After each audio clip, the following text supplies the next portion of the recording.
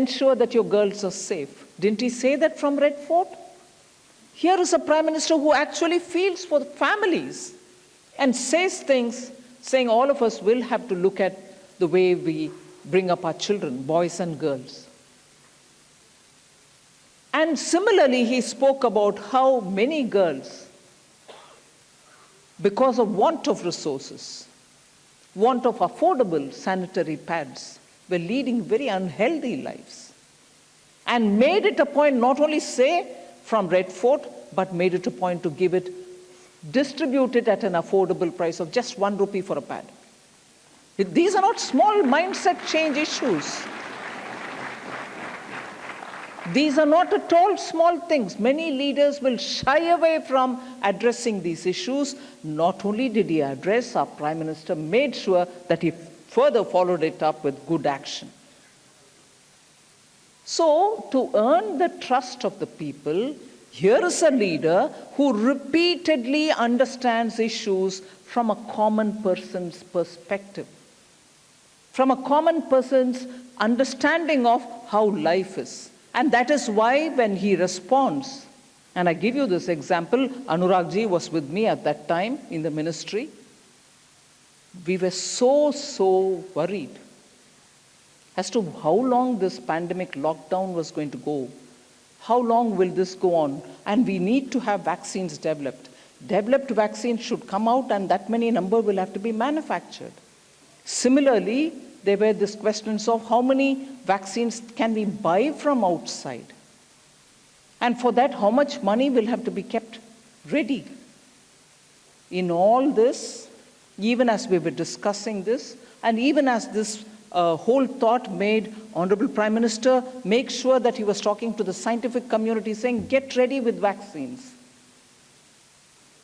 Even then, that one advice which I was given in absolutely firm words, you will not raise money to fund this.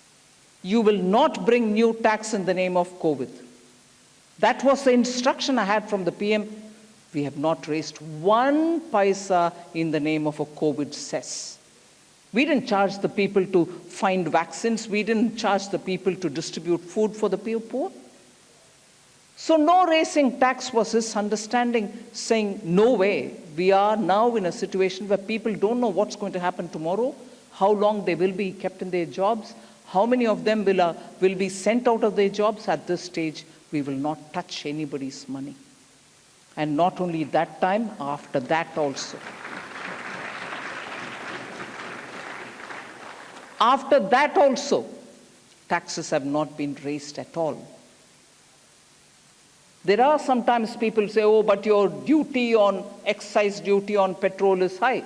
Petrol is an imported commodity. The prices go up, prices come down, the oil marketing companies import them. And then refine them and they get distributed. So the charges there are very different from, other than that, raising taxes. So I want to put that before you.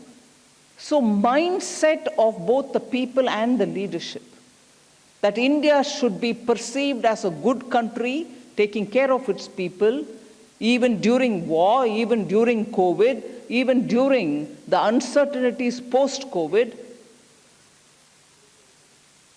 Prime Minister never sat back to say, don't do anything now to clean up the economy.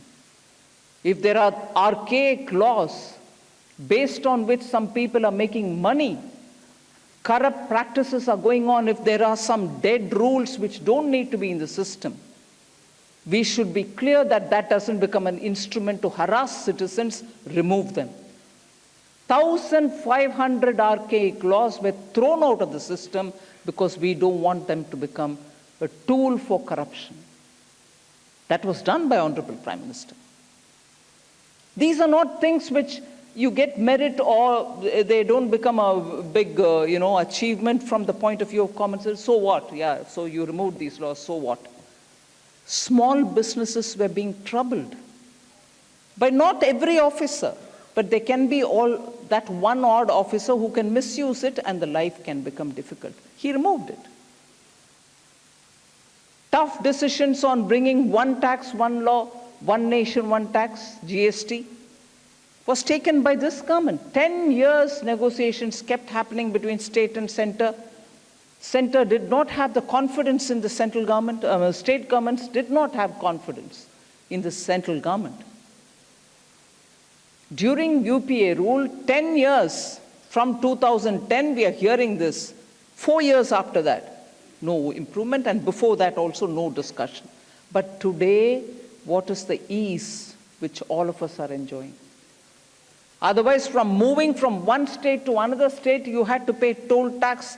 Your vehicle was paying more and more tax by the time it reached the destination. There are people here doing business. You are here, you will be able to tell me about it. All this has simplified our lives. Otherwise, I know from the south, a lot of people used to come to Delhi to buy a simple Maruti 800 car and take it down south because the tax was less in Delhi, but it was more in the south. So who benefited with all these kind of differentiated tax structures?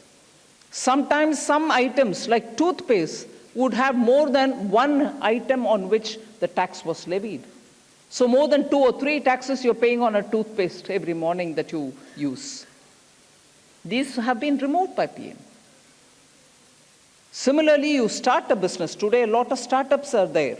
They sometimes find it difficult and they honorably close their business, exit, and go away. It wasn't possible earlier. To close a business and go out used to be a shame. People say, "Hey, band kar diya, inka business chalu nahi hai. Inko chalana nahi aata." There was a stigma in the mind. Mindset again got changed. Because honorably, you were able to come out of business saying, "I can't run it anymore, I'm shutting it, I'll go start something else new." The Insolvency Bankruptcy Code was brought in by Prime Minister Modi. So young people can start a business, try their luck. If they're doing well, they can continue, or else shut it honorably and go out.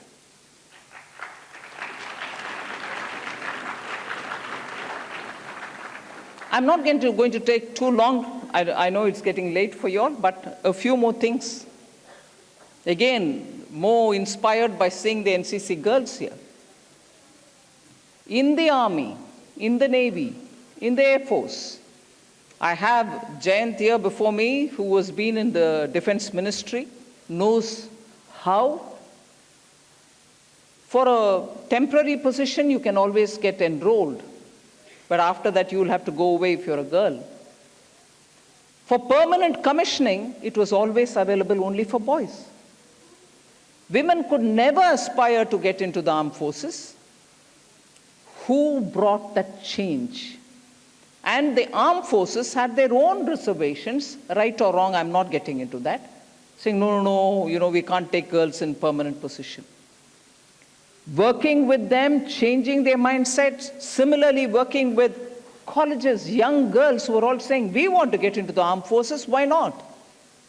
Understanding that aspiration of India's youth, Prime Minister worked with the defense forces and said, you have to open up. No longer can this